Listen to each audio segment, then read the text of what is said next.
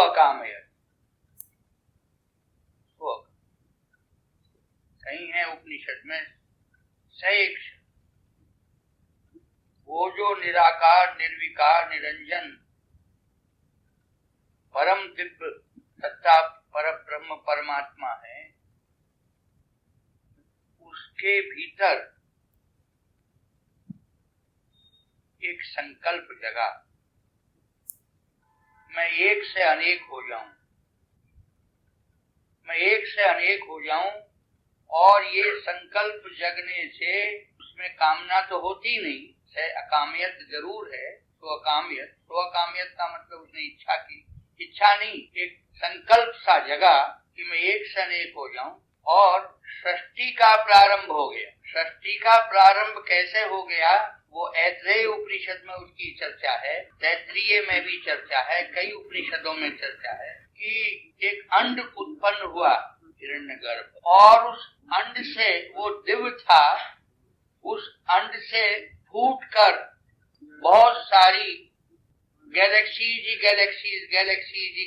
निकल पड़ी, और उन गैलेक्सियों के भीतर बहुत सारे सोलर सिस्टम्स, और सोलर सिस्टम्स के भीतर प्लेनेटरी सिस्टम्स, प्लेनेट्स के भी सैटेलाइट्स।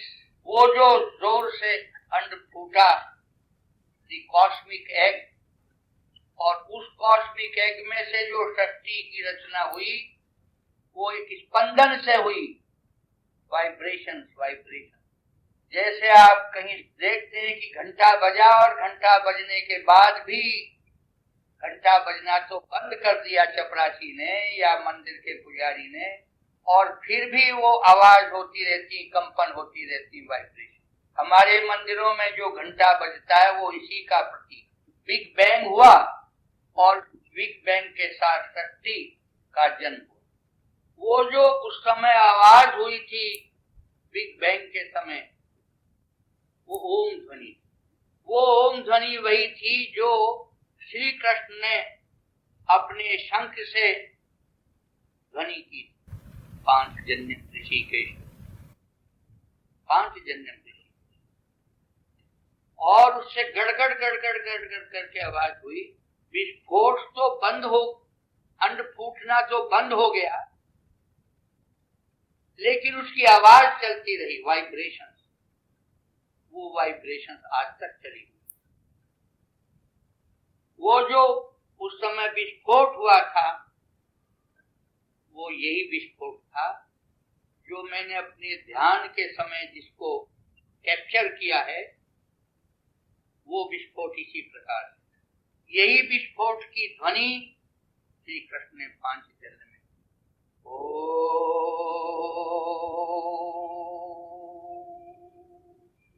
उसके बाद भी फिर वाइब्रेशन चलती है।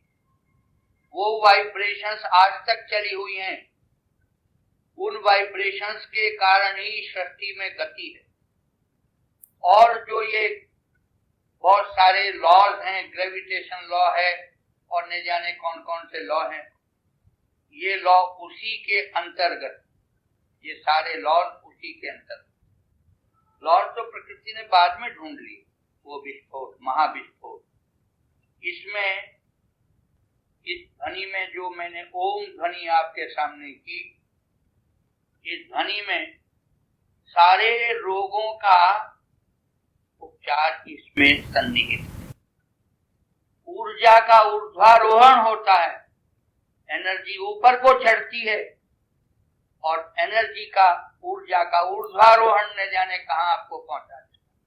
दिव्य लोग, अपने भीतर जो दिव्य स्तर है चेतना का, ऊंचे से ऊंचा वहां तक आपको पहुंचा। बड़े भाग्यशाली हैं वो लोग गिनती के, जिनको मेरे माध्यम से इस महाविस्फोट की ध्वनि जो ओरिजिनल है अपने ढंग से, वो सुनने को मिली।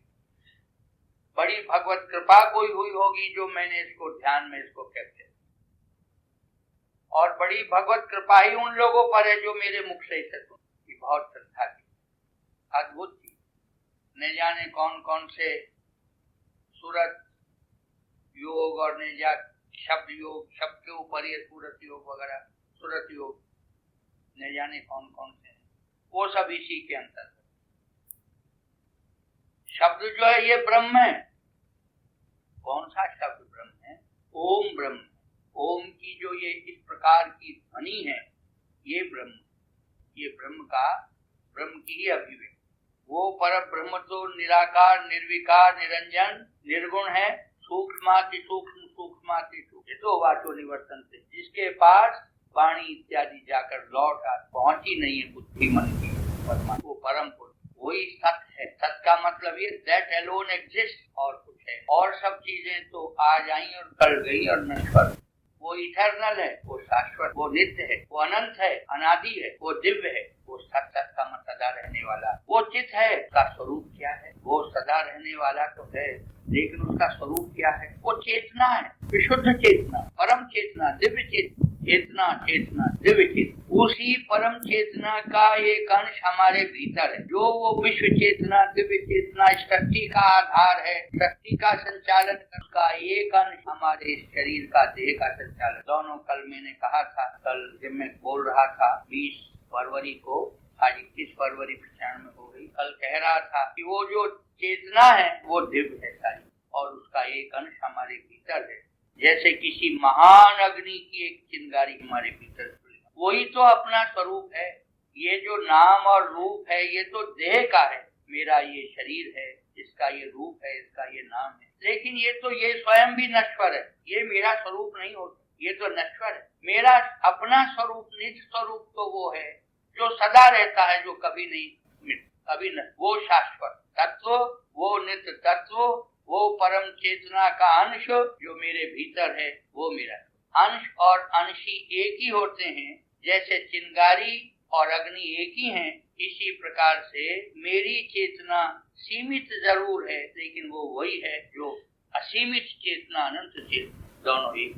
बस इतनी सी बात है, मेरी चेतना सीमित है, लेकिन जैसे घड़े के भीतर आकाश होता है, सीमित है, अभी घड़ा टूट जाए, असीम और अनंत अनंत अनंत आकाश है, घड़े के बाहर भी, घड़े के भीतर भी है, तो भीतर सीमित मालूम हो रही है, हम है नहीं, वो जीव आत्मा की। मृत्यु के बाद मोक्ष होने की जो बात है, वो तो सिर्फ इतनी है कि मृत्यु के बाद शरीर में से जीवात्मा अलग हो गया, घड़ा फूट गया, जल में घट, घट में जल, भीतर बाहर पानी, घट का जल जल ही समाना, क्यों तक कहें ज्ञानी। लेकिन ज्ञान तो उसको कहते हैं कि जो जीवित रहते रहते, इस शरीर के रहते रहते, मरना हो जब होगा, इस शरीर के रहते रहते उस परम चेतना को, उस परम चेतना का साक्षात्कार कर लेना, जो मेरा अपना स्वरूप है, निज स्वरूप है, इस शरीर के रहते रहते उसका साक्षात्कार कर लेना, वो ही असली मोक्ष है, वही जीवित रहते। और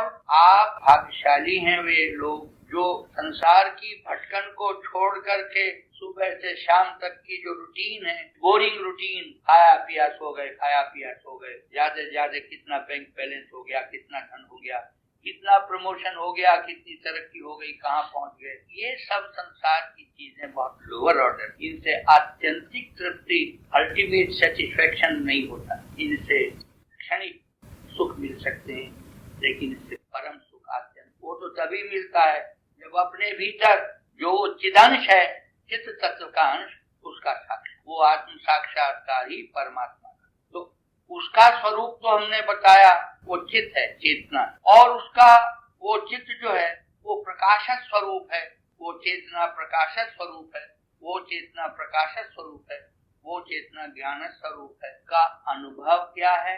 आनंद आनंद आनंद आनंद। तो वो चेतना है, चित्त है, सदा रहने वाला होने के कारण से उसे सत कहते हैं।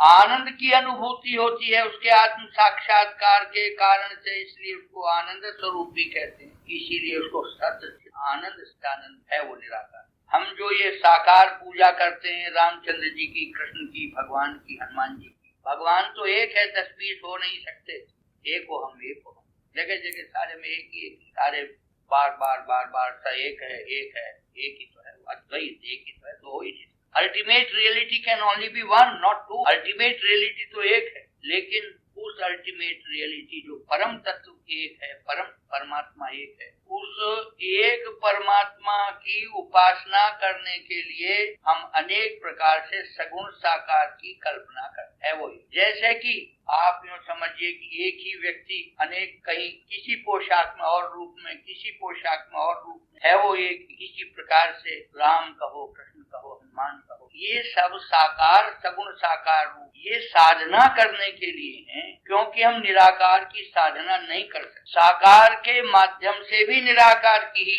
उपासना की जाती। तो साकार सगुण साकार जो राम अपनी इच्छा के, अपनी रुचि के अनुसार किसी एक देवता को छांट लो, कोई दिक्कत। जैसे सारी नदियां समुद्र में जाती हैं, ऐसे ही सारी देवताओं की पूजा उसी एक परमात्मा को, क्योंकि आप उस देवता की नहीं कर रहे, उस देवता के माध्यम से परम पिता की। तो इसीलिए ये सगुण साकार जो ये हमने बहुत सारे स्वरूप स्वीकार कर लिए, वो इसीलिए क्योंकि निर्गुण निराकार की पूजा उपासना नहीं, लेकिन सगुण साकार के माध्यम से निराकार का साक्षात्कार अपने भीतर हो, वो बहुत अल्टीमेट। तीर्थ और मंदिर जो है, तीर्थ और मंदिर भी सिर्फ सीढ़ियां हैं। तीर्थ और मंदिर साध्य नहीं है, ये साधन, ये लक्ष्य नहीं हो सकते, ये तो पथ है, ये तो रास्ते। लक्ष्य तो वो एक परमात्मा ही है। बहुत से लोग कहते हैं कि जी हिंदुओं में तो बहुत सारे देवताओं की बात है, परमात्मा बहुत सारे हैं, और पॉलीथीज्म लोगों ने कह दिया, बोले मोनोथीज्म तो और जगह, ये तो पॉलीथीज्म है। उनको ये मालूम नहीं कि वेद में साफ साफ लिखा है, उपनिषदों में साफ साफ लिखा है, एकम सद विप्रा बहुधा वदन्ति, एक ही तो है, उस एक को अनेक प्रकार से कहा जाता है। जगह जगह ये लिखा उपनिषदों में, वो एक है। श्वेताश्वतर उपनिषद में तो बार बार शोर मचा कर कहा, अनेक की कल्पना की जाती। साधना के लिए उपासना परमात्मा का एक जो सब आधार है। तो ये जितने हम माध्यम पकड़ते हैं, साधन पकड़ते हैं, ये सब हमको समझना चाहिए। They are only a means to a particular end, to the same end rather. All roads lead to Rome. ये लक्ष्य तो एक, तो उस सच्चिदानंद की प्राप्ति, उस सच्चिदानंद का अनुभव अपने भीतर कोई एक भाग्यशाली, वो ऊर्जा जब धीरे धीरे एनर्जी हमारी ऊपर की चेतना ऊपर की ओर उठती है, तो ऊपर की ओर उठते उठते वो परम तत्व तक, जब परम तत्व तक पहुंचती है, वहां उसमें विलीन हो जाती हमारी वो ऊर्जा, हमारी चेतना ऊपर उठते उठते आरोहण उसको कहते हैं, असेंडिंग उसको कहते हैं, असेंडेंस, वो उसमें जाकर विलीन। उस स्थिति की आप कल्पना भी नहीं कर सकते, वो क्या आनंद है, क्योंकि वो मन बुद्धि और वाणी का वर्णन का विषय नहीं है। यदो वाचो निवर्तन्ते अप्राप्त मनसातः, कल भी मैं कह रहा था, वहाँ तो वाणी इत्यादि सब रुक जाती हैं कि बस यहीं तक हमारी पहुंच, आगे तो बस अनुभूति है। अगर एक दृष्टांत दिया जाए, दृष्टांत तो कोई नहीं है, लेकिन फिर भी जैसे गूंगे के मुंह में गुड़ दे दिया जाए, पूछा जाए क्या है, तो वो कुछ बोलता तो नहीं है, पर गर्दन हिला। वो परमात्मा की अनुभूति बड़े भाग्यशाली, ऊर्जा का आरोहण होता रहता है, चेतना विशुद्ध होती रहती है। चेतना के विशुद्ध होते होते, क्योंकि हमारी चेतना जो है वो न केवल सीमित है, बल्कि वो अशुद्ध भी है, काम क्रोध लोभ इत्यादि के कारण हम उसको, ऐसा है जैसे पानी में गंदगी डाल दें और वो गंदा हो जाए, ऐसा पानी तो है लेकिन वो गंदा पानी गंदा। भूमि पर डावर पानी जिमी जी में ही माया लिपटानी, तो माया लिपटी, ऐसे तो ईश्वर अंश जीव अविनाशी चेतन अमल है सुखराशि, वो वही है जो वो है, कोई अंतर नहीं है। ईश्वर अंश जीव अविनाशी चेतन अमल है सुखराशि, ममैवांशो जीव लोके जीव भूत सनातन, ममैवांशो जीव लोके जीव भूत सनातन, अंश तो वही। तो इस प्रकार से वो जो भीतर हमारे है वही प्राप्त है, वही साध्य है, वही लक्ष्य है, वही हमारा सब, वो परमात्मा का अंश है। तो स्वयं परमात्मा ही, तो हम कहते हैं हमारे भीतर परमात्मा बैठा, इसीलिए कहते हैं परमात्मा बैठा है, परमात्मा का अंश है तो परमात्मा। तो बाहर तो भटकना मात्र है, फिर क्या बाहर को संसार में रहना बंद कर दें? नहीं, दोनों का समन्वय करना पड़ेगा। डिफरेंट लेवल्स, जो हायर लेवल्स हैं, उनकी ओर उठते भी रहिए और लोअर लेवल्स का भी निर्वाह करते, लोअर लेवल्स का निर्वाह करते रहिए और हायर लेवल्स की तरफ उठते। अपनी डायरेक्शन अगर ठीक है और एक दफा अगर लक्ष्य निर्धारित कर लिया, तो फिर कोई कठिनाई नहीं। टेक ए डायरेक्शन, डायरेक्शन को ले लिया और लक्ष्य को निर्धारित कर लिया, ये लक्ष्य है हमारा और ये डायरेक्शन हमने ले ली, तो फिर कोई कठिनाई। वो तो तब तक कठिनाई है जब तक हम लक्ष्य को ग्रहण नहीं करते, लक्ष्य को नहीं देखते और डायरेक्शन को नहीं लेते। लक्ष्य भी नहीं देखा, लक्ष्य भी नहीं देख रहे और डायरेक्शन भी नहीं ले रहे, तब तक भटकना।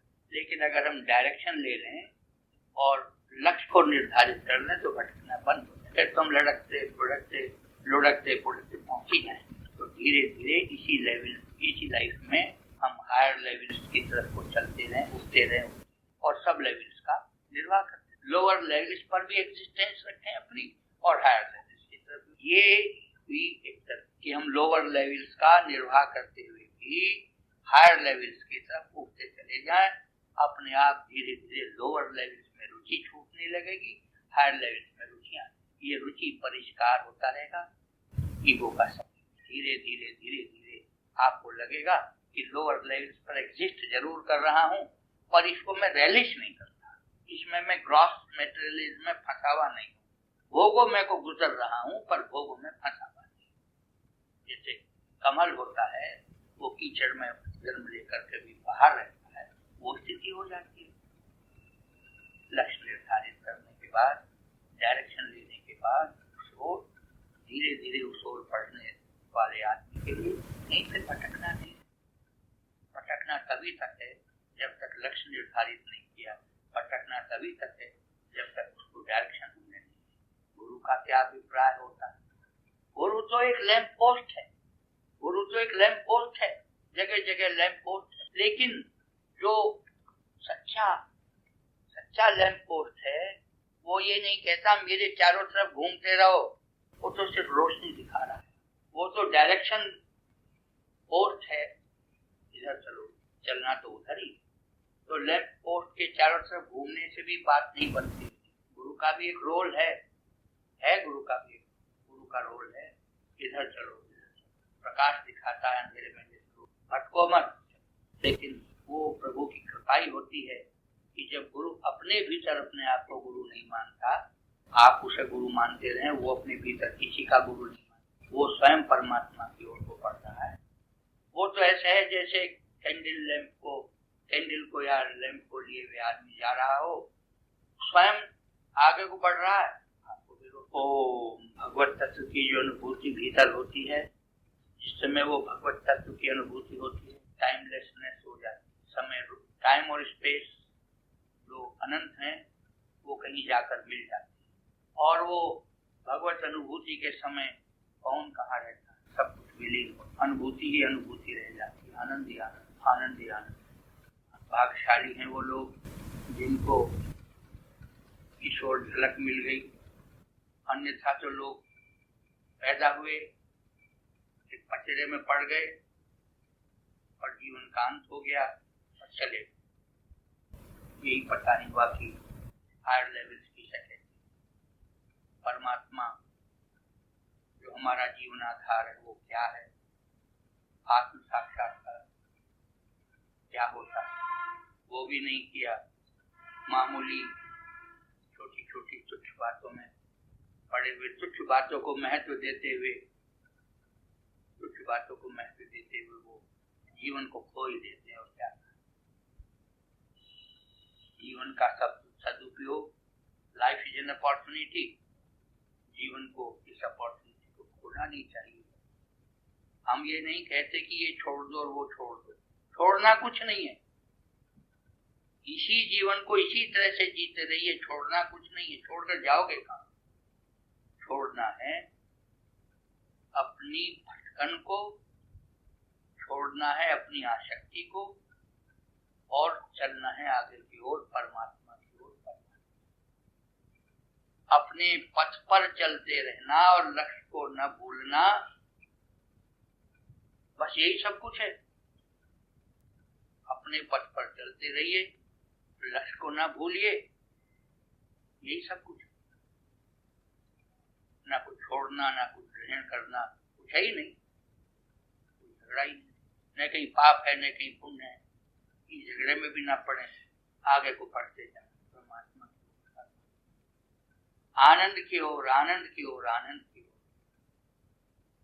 चेतना का ऊर्ज आरोहण, चेतना का ऊर्ध्वारोहण, ऊर्जा का ऊर्ध्वारोहण आपके भीतर वो तेज उत्पन्न कर देगा, आत्म तेज, वो शक्ति उत्पन्न कर देगा जिसमें सब कुछ करने की सामर्थ्य होगी। लेकिन आप उस आत्म तेज को प्राप्त करके, उस सामर्थ्य को प्राप्त करके फिर संसार की चीजों के लिए नहीं दौड़ेंगे। ऐसा थोड़ी होगा कि आप एक हाथी को लाएंगे चींटी मारने के लिए, ऐसा थोड़ी होगा कि आप जौहरी की दुकान पर खड़े होकर के जहाँ मणि माणिक है वहां आप जाकर कोयले मांगेंगे, मट्टी मांगेंगे। फिर तो परमात्मा की ओर बढ़ने का जो आनंद है उसको जिसको अनुभूति होने लगी, तो आत्म तेज ज्यों आपके भीतर चमकेगा, जो आत्म तेज आपके भीतर चमकेगा, जो उस आत्मा का तेज आपके भीतर प्रकाशमान होगा, आपको लगेगा कितनी सामर्थ्य मेरे भीतर आ गई, कितनी शक्ति मेरे भीतर आ गई।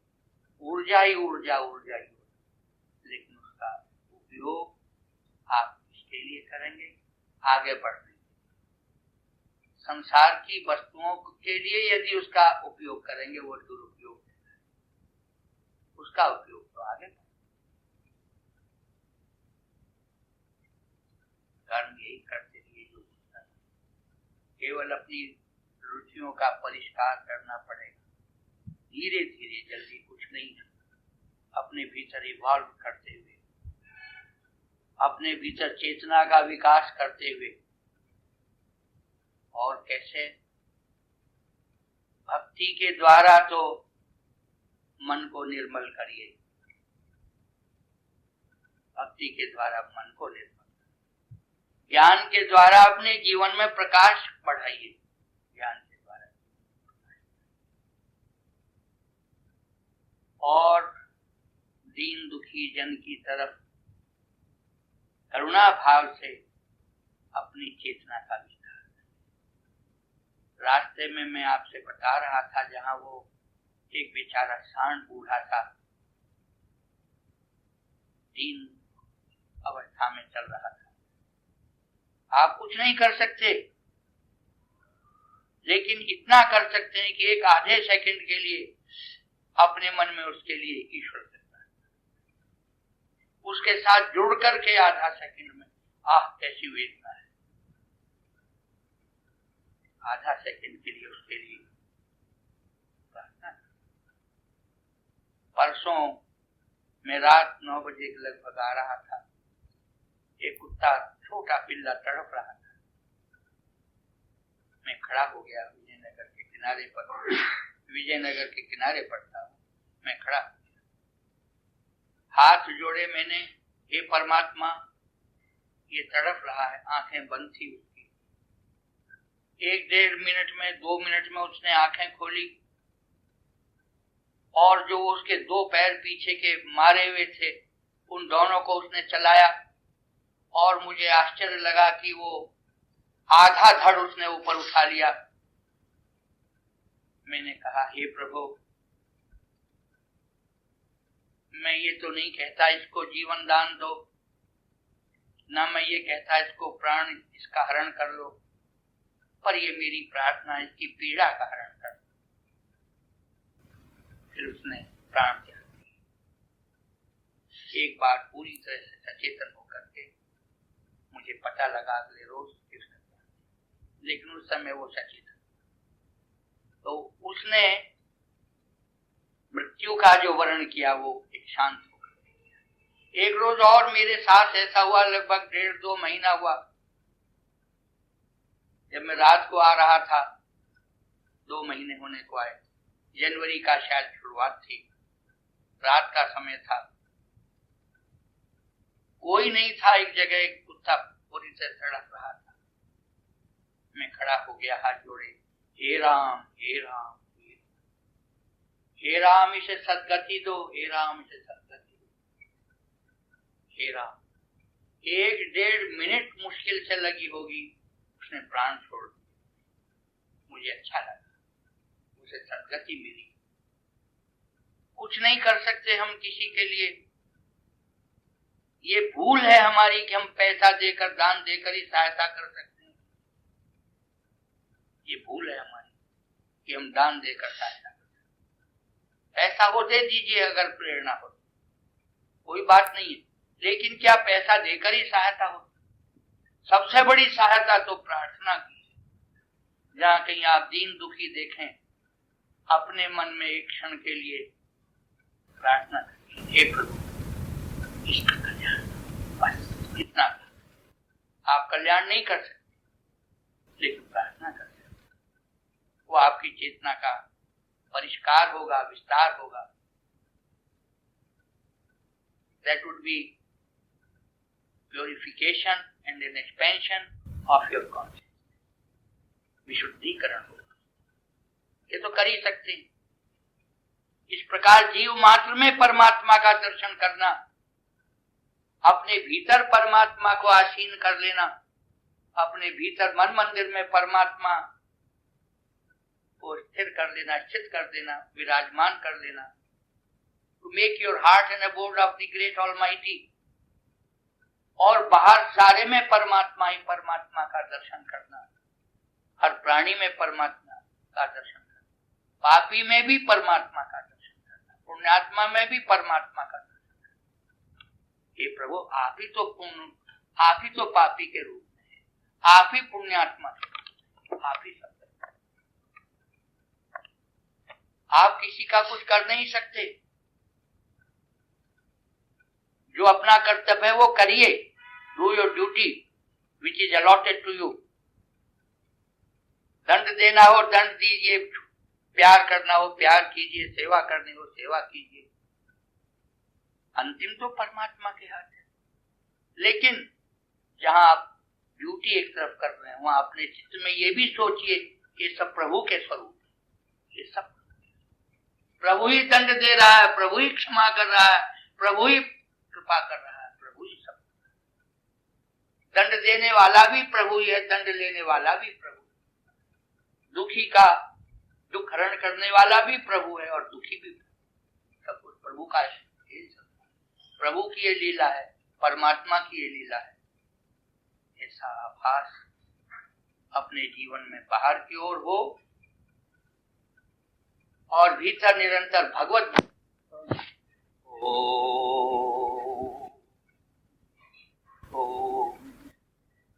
तो इस तरह से इस शरीर के रहते हुए ही, इस शरीर के रहते हुए ही, इस शरीर से बाहर रहने की बात, इस शरीर से पार चले जाने की बात, मन के और बुद्धि के रहते हुए ही मन के और बुद्धि से भी पार चले जाने की बात, ये संभव।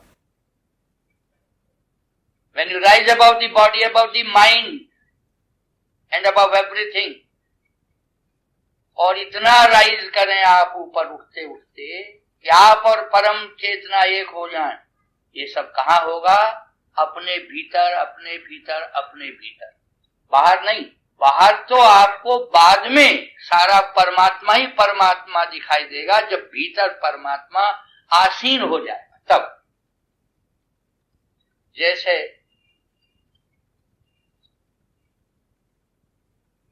आप ये सोचिए कि कोई उपमा ही नहीं, हम कुछ दृष्टांत भी नहीं दे सकते, समझा ही नहीं सकते, उसको बात को समझा ही नहीं सकते। आई कैन नॉट एग्जेम्पलीफाई का उदाहरण नहीं। जिस समय अपने भीतर परमात्मा आसीन हो जाएगा, आप निरंतर भगवत भाव में रहेंगे। उस भगवत भाव में रहने का जो सरूर है, जो नशा है, वो कुछ अलग ही है। वो तो कुछ अलग ही दिन रात, वो दिन रात का आनंद है। और उसके भीतर परमात्मा के स्थित होने पर अपने भीतर चारों ओर फिर परमात्मा दिखाई देगा। भीतर आनंद स्थापित होने पर चारों ओर आनंद दिखाई देगा। शोक है संसार में, दुख है संसार में, सब कुछ है, लेकिन जो परमात्मा के भाव में स्थित है वो उस सबसे ऊपर उठ गया। न तस्य रोगो न जरा न मृत्यु प्राप्त से योगाग्निमयम शरीरम। न तस्य रोगो न जरा न मृत्यु, न तस्य रोगो न जरा न मृत्यु प्राप्त से योगाग्निमयम शरीरम। न तस्य रोगो, उसके लिए रोग नहीं है। न तस्य रोगो न जरा, वृद्धावस्था नहीं है। न तस्य रोगो न जरा न मृत्यु, मृत्यु नहीं है। किसके लिए? प्राप्त से योगाग्निमयम शरीरम, जिसके शरीर में योगाग्नि प्रज्वलित हो चुकी, जिसके भीतर में योगाग्नि प्रज्वलित हो चुकी, ज्ञान योग की अग्नि प्रज्वलित हो चुकी, उसके लिए कहाँ मृत्यु, कहाँ बुढ़ापा, कहाँ? वो तो सबको पार कर चुका। किसी अन्य की मृत्यु हो या अपनी मृत्यु हो, उसके वो मृत्यु का भाव उसको नहीं सताता, क्योंकि वो मृत्यु के पार चला, शोक से भी पार चला। शोकम तरत्या, जो आत्मा के स्तर पर जीने लगा, जो आनंद के भीतर रहने लगा, उसके लिए न तस्य रोगो न जरा न मृत्यु। अगर रोग भी होता तो रोग का उपचार, शरीर के रोग का उपचार करता है, ये शरीर है इसका उपचार कर लो, लेकिन उस रोग में खुद नहीं फंसता, रोग से ऊपर उठा देता। भूख लगी, प्यास लगी, उसका व्यवस्था करता है, लेकिन वो फिर भी उससे ऊपर उठा देता। उसके लिए न रोग है, न वृद्धावस्था है, न मृत्यु है, न शोक है, न दुख है, कुछ है ही नहीं ये सिवा आनंद की। तो परमात्मा के भीतर स्थित होना, to live in divinity, to live with divinity and to be divine yourself, वो सब संभव है, वो सब संभव है। और आप डिफरेंट लेवल्स पर जीवन के रहते हुए उसकी तरफ निगाह रखें कि वहां जाना है, वहां जाना है। रास्ता तो मेरा ये है, अगर लक्ष्य दिख गया तो रास्ते में कोई कठिनाई नहीं हो। लक्ष्य निर्धारित कर लेंगे तो फिर रास्ते में कठिनाई नहीं हो। लक्ष्य निर्धारित कर लिया